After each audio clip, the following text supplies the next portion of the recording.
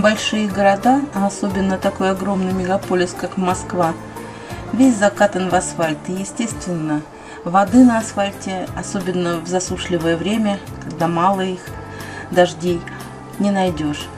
И жители Москвы заботливо ставят для голубей и других птичек вот такие вот банки с водой, чтобы птички не погибали от жажды.